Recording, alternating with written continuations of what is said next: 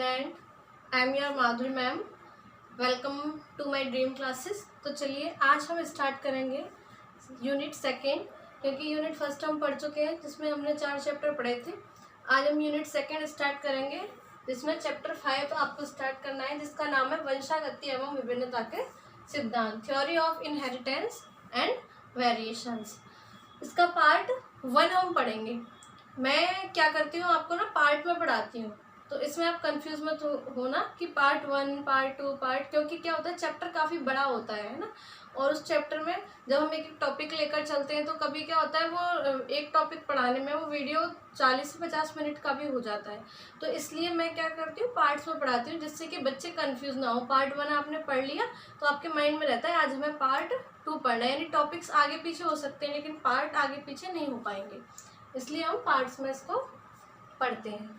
ठीक है, तो चैप्टर का नाम क्या है, वंशागति एवं विभिन्नता के सिद्धांत। तो वंशागति और विभिन्नता के बारे में पहले थोड़ा सा इंट्रो पढ़ लेते हैं।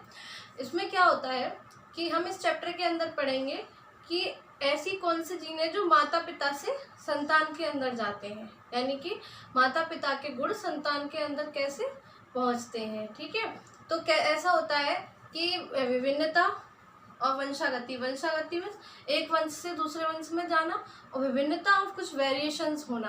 जैसे एक माता पिता की 2 संतान है तो दोनों में विभिन्नताएं होंगी ना। जैसे मान लीजिए किसी के पापा की लंबाई बहुत ज़्यादा है तो उसके बच्चे की भी लंबाई होगी, तो उसमें ये कहते हैं ना ये इसकी तो लेंथ यानी इसकी हाइट जो है अपने पापा के जैसी है, इसकी लंबाई अपने पापा के समान है। ठीक है, तो वो किस तरीके से एक पीढ़ी से दूसरी पीढ़ी में पहुँचती हैं वो हम इस चैप्टर के अंदर पढ़ते हैं। ठीक है, और जैसे एक माता पिता की 2 संतान हुई, उनमें क्या दोनों में वेरिएशन से क्या विभिन्नताएं हैं वो हम इस चैप्टर के अंदर पढ़ेंगे। तो इस चैप्टर को जब हम स्टार्ट करेंगे तो इसमें हमें सबसे पहले 2 शब्दों को समझना बहुत आवश्यक है। एक तो होता है वंशागति या आनुवंशिकता। क्या? वंशागति या आनुवंशिकता। तो जैसा कि मैंने अभी आपको बताया, यानी कि हेरिडिटी और इनहेरिटेंस, यानी लक्षणों का एक पीढ़ी से दूसरी पीढ़ी में ट्रांसफर होना ही क्या कहलाता है, वंशागति या आनुवंशिकता कहलाता है। जब लक्षण एक पीढ़ी से दूसरी पीढ़ी में पहुंचते हैं तो उनका ट्रांसफर होना ही क्या कहलाता है, एक पीढ़ी से दूसरी पीढ़ी में जाना ही कहलाता है वंशागति या आनुवंशिकता। एक शब्द और आता है जिसको हम कहते हैं विभिन्नता।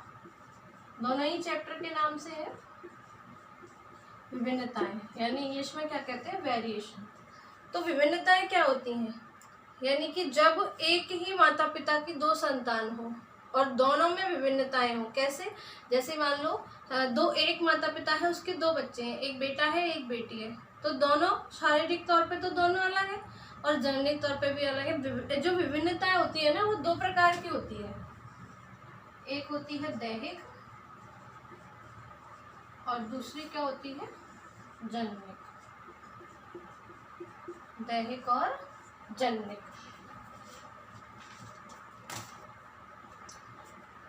दैहिक मीन्स शारीरिक संरचना अलग होना। जैसे कि 2 बहनें हैं, अब दोनों बहनों में एक बहन तो क्या है काफी लंबी है और एक बहन की हाइट छोटी है, तो वो क्या हो गई, इसकी दैहिक विभिन्नता हो गई। या फिर एक मोटी है एक पतली है। ठीक है, और जन्मिक क्या हुआ कि एक ही माता पिता के 2 बच्चे हैं, एक बेटा है एक बेटी है, तो यानी एक नर है और मादा है, तो दोनों के जनन अंग जो है अलग है, तो इस तरीके से वो उनकी जैनिक विभिन्नता हो गई। आई बात आपको दोनों समझ में?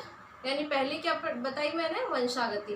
वंशागति क्या होती है, वह लक्षण जो माता पिता से संतान में आते हैं आनुवंशिकता कहलाते हैं। जैसे बालों का कलर, आँखों का कलर, है ना, बालों का स्ट्रक्चर भी होता है। देखा है आपने किसी किसी के बाल बहुत कर्ली होते हैं, मदर के या फादर के, तो बच्चे के भी बाल कर्ली हो जाते हैं, है ना। लंबाई होना, है ना, त्वचा का रंग होना, ये सब क्या है, आनुवंशिकता है। विभिन्नता क्या है, एक ही माता पिता की जब 2 संतानों में लक्षण अलग अलग लक्षण प्रकट करें वो क्या कहलाती है, विभिन्नता कहलाती है। यानी कैसे लिखेंगे, जीवधारियों के बीच पाए जाने वाले अंतर व विभिन्नता को, जीवधारियों के बीच पाए जाने वाले अंतर को ही क्या कहते हैं, विभिन्नता कहते हैं।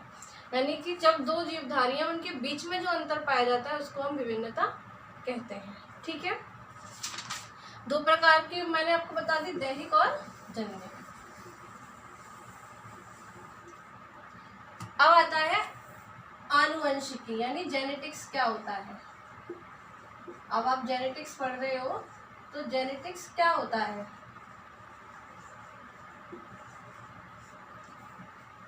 वंशागति एवं विभिन्नता के अध्ययन को ही जेनेटिक्स कहते हैं। यानी जेनेटिक्स की क्या परिभाषा है, वंशागति एवं विभिन्नता के अध्ययन को ही हम क्या कहते हैं, आनुवंशिकी कहते हैं। इसके जनक कौन थे, ग्रेगर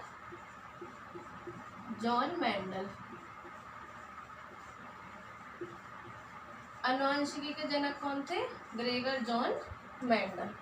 ठीक है, अब ग्रेगर जॉन मेंडल के बारे में भी इसमें पढ़ेंगे, लेकिन इससे पहले जो अभी हम विभिन्नता बता रहे थे, विभिन्नता एक क्वेश्चन आ जाता है कि विभिन्नता जो है किस प्रकार के जनन में उत्पन्न होती है।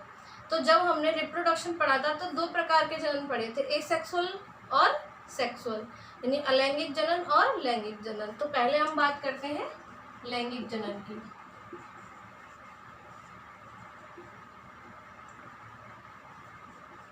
लैंगिक जनन में क्या होता है, दो विपरीत जनकों की आवश्यकता होती है। तो एक होगा नर और दूसरा होना चाहिए मादा।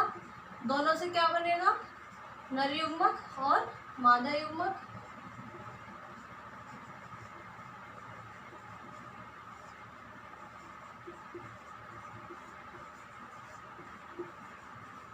ठीक है, अब नर युग्मक मादा युग्मक बना, यहाँ कितने थे 46 क्रोमोसोम, यहाँ पे भी 46 थे। अब युग्मक बनने में दोनों में क्या हो गए 23 बट गए।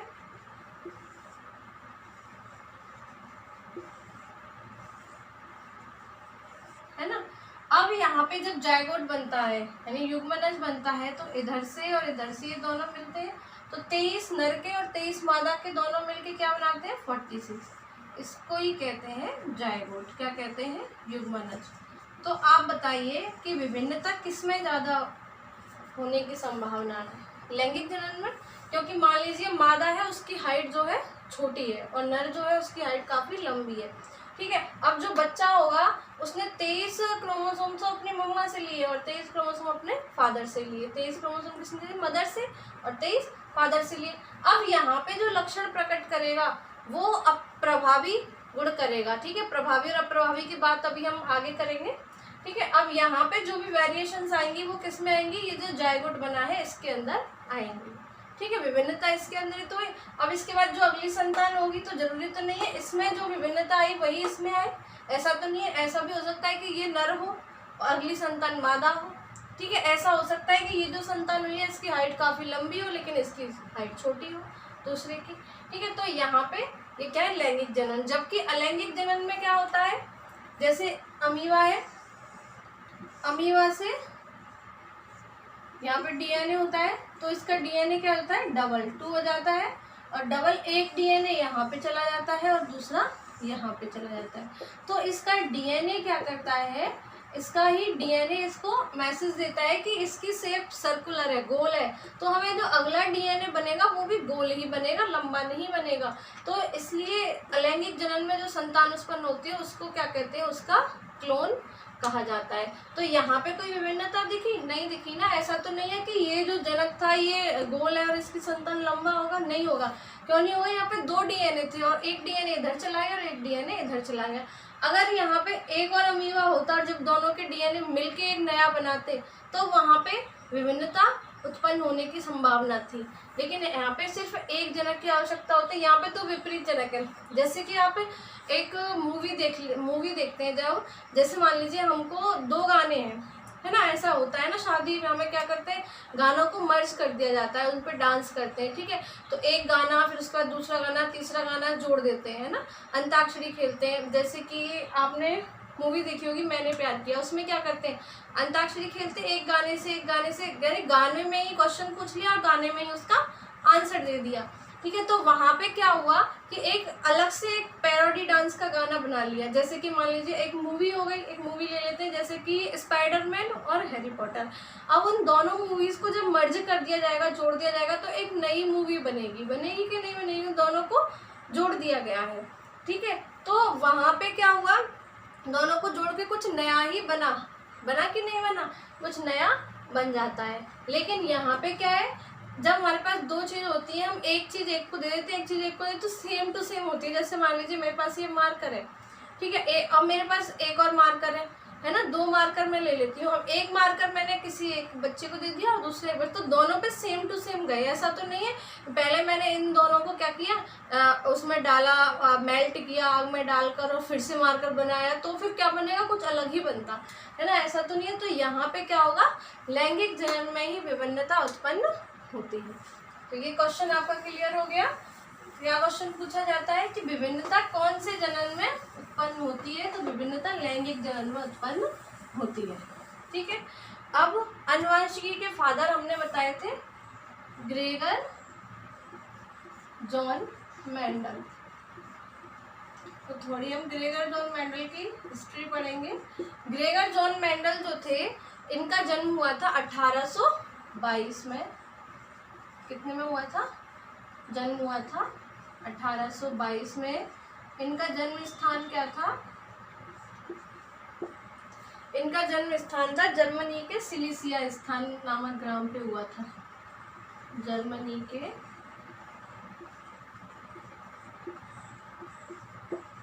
सिलिसिया नामक ग्राम में हुआ था, ठीक है। अब इन्होंने अपना जो प्रयोग किया था वो किस पे किया था,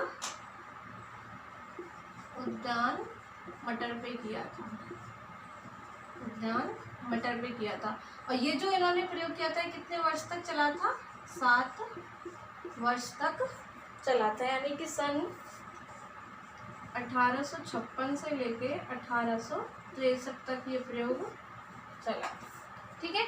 फिर इन्होंने जब ये प्रयोग पूरा कर लिया तो इस प्रयोग के बारे में एक्सपेरिमेंट इन प्लांट हाइब्रिडाइजेशन नामक एक शीर्षक में प्रकाशित किया था। अपने प्रयोग को किस में प्रकाशित किया था, एक्सपेरिमेंट इन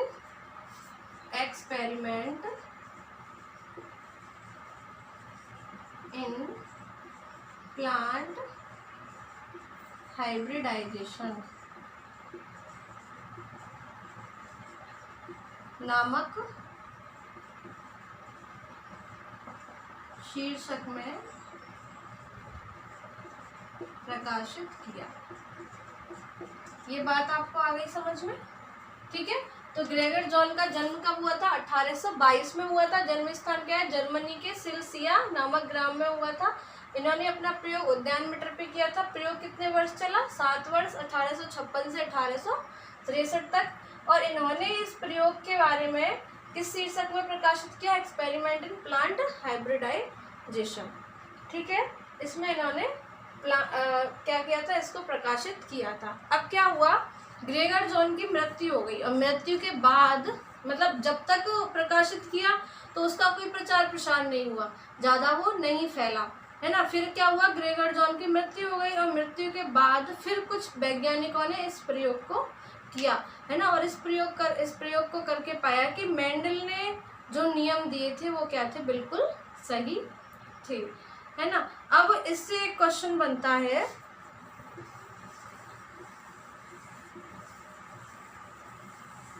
यानी जब तक मेंडल जिंदा थे, जब तक उसके प्रयोग को कोई नहीं जानता था, उनकी मृत्यु के बाद कुछ वैज्ञानिकों ने इनके प्रयोग को फिर से करके देखा और जो उससे निष्कर्ष निकला वो सही निकला, तब उन्होंने मेंडल के प्रयोग को सही साबित किया। तो इससे एक क्वेश्चन बनता है कि ग्रेगर जॉन मेंडल के नियमों को क्यों नहीं माना।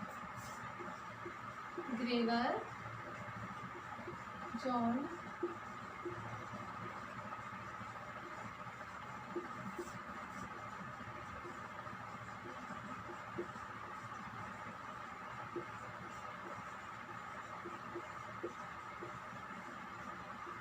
क्यों नहीं माना, तो क्यों नहीं माना। अब इसके देखो कुछ रीजंस होते हैं। ऐसे नंबर 1 कि ये जिस पत्रिका में इन्होंने इसको प्रकाशित किया था वो पेपर जो था वो ज़्यादा पॉपुलर नहीं था, है ना। ऐसा होता है ना, कोई न्यूज़, अमर उजाला पेपर है ना, दैनिक भास्कर है, दैनिक जागरण है ना, ये हिंदुस्तान टाइम्स ऑफ इंडिया है। तो ये सब क्या है, काफ़ी पॉपुलर न्यूज़पेपर है, इनमें जो भी खबर आती है वो सब लोग पढ़ते हैं। लेकिन कुछ ऐसे न्यूज़पेपर होते हैं जिनके बारे में हमें पता भी नहीं है ना, उनमें इस तरीके के न्यूज़पेपर में इन्होंने उसको प्रकाशित कराया तो वो ज़्यादा तक लोगों तक नहीं पहुंच पाया, क्योंकि उस न्यूज़पेपर को बहुत कम लोग पढ़ते थे। दूसरा रीज़न हम लिखेंगे, उन्होंने अपने प्रयोग में सांख्यिकी का बहुत प्रयोग किया था। जो उन्होंने अपने प्रयोग किया उसके अंदर उन्होंने सांख्यिकी का प्रयोग किया, जबकि जीव विज्ञान के अंदर बायोलॉजी के अंदर मैथ का कभी प्रयोग नहीं किया गया, है ना। तो इसलिए लोगों ने उस पर ज़्यादा गौर नहीं किया, क्योंकि सांख्यिकी का प्रयोग किया था। तीसरा, इनका प्रयोग उस समय के वैज्ञानिकों की समझ से बाहर था, यानी कि जब उन्होंने ये प्रयोग किया था उस टाइम के वैज्ञानिक सोच भी नहीं सकते थे कि इस तरीके से लक्षण एक पीढ़ी से दूसरी पीढ़ी में किस तरीके से जाते हैं, तो किसी ने उनके प्रयोग में इंटरेस्ट ही नहीं लिया। ठीक है, तो ये इसके कुछ रीजंस हो सकते हैं। दूसरा क्वेश्चन होगा कि ग्रेगर जॉन मेंडल ही लिख देती हूँ मैं, मेंडल ने उद्यान मटर को ही क्यों चुना?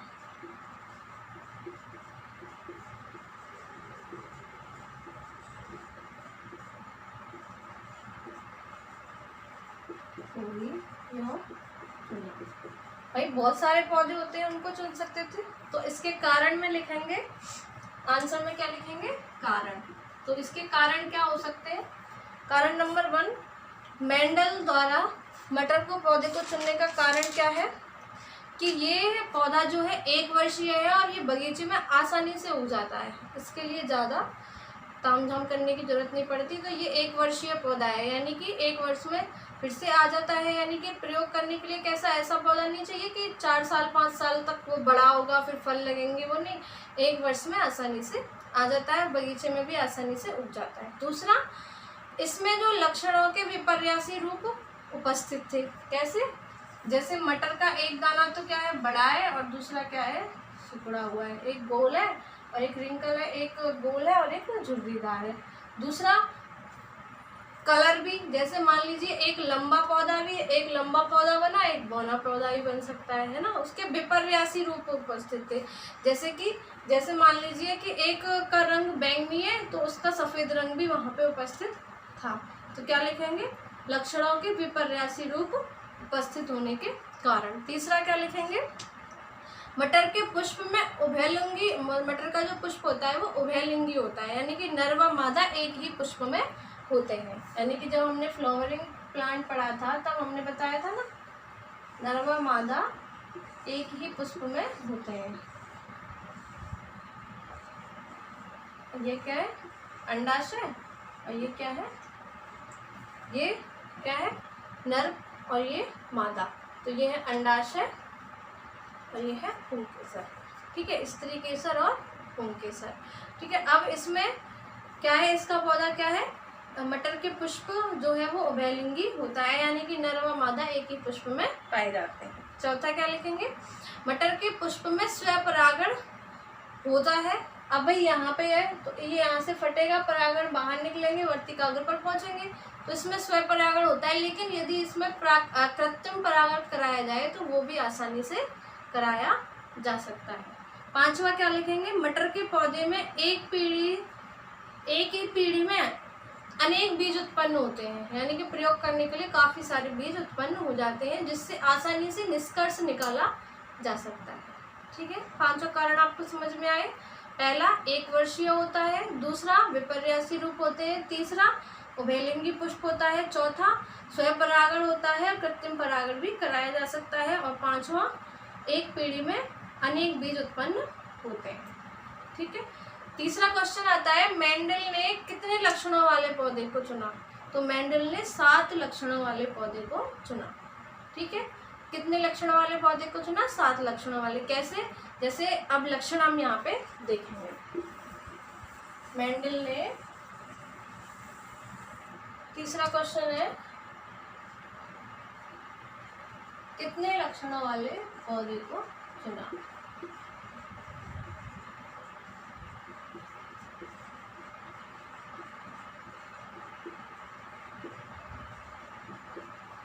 तो मेंडल ने कितने लक्षण वाले पौधे को चुना? 7 लक्षणों वाले पौधे को चुना। तो इसके लिए अब हम एक टेबल बनाते हैं, ठीक है। क्वेश्चन लिख लीजिएगा। क्वेश्चन नंबर 3 का आंसर है, सबसे पहले हम डालेंगे क्रम संख्या, दूसरा हम डालेंगे लक्षण, तीसरा हम डालेंगे प्रभावी, और चौथा डालेंगे अप्रभावी।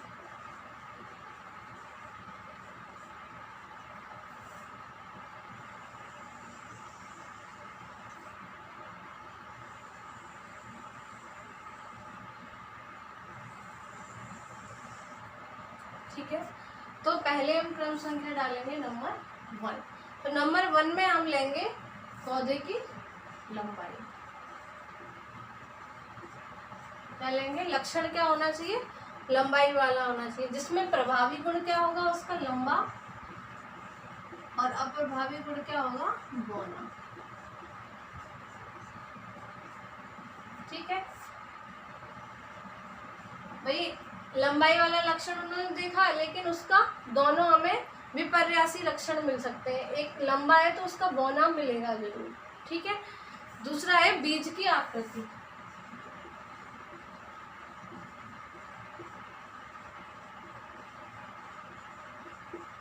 बीज की आकृति तो कैसी होगी? गोल और झुर्रीदार।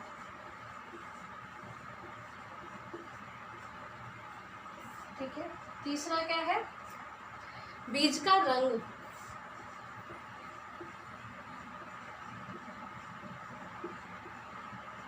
पीला, और अप्रभावी रंग क्या है? हरा। ठीक है, चौथा क्या है?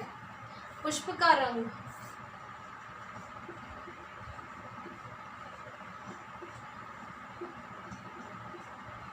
बैंगनी और सफेद।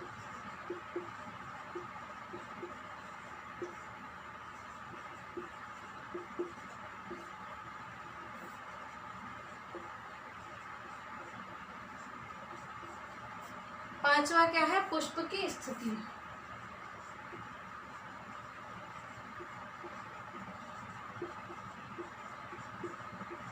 पुष्प की स्थिति क्या होगी? कक्षस्थ और अग्रस्थ, जिसको क्या कहते हैं? एरियल और टर्मिनल। 6 आता है फली का रंग।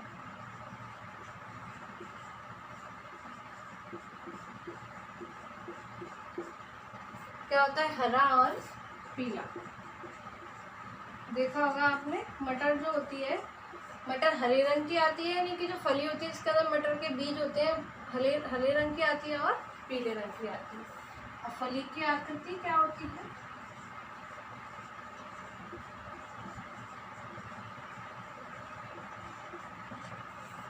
फैली हुई और सिकुड़ी हुई।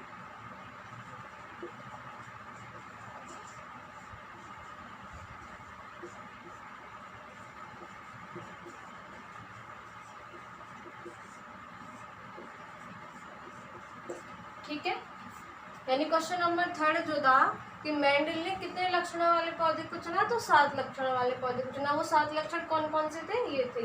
यानी पहला लक्षण उन्होंने क्या देखा? लंबाई देखा।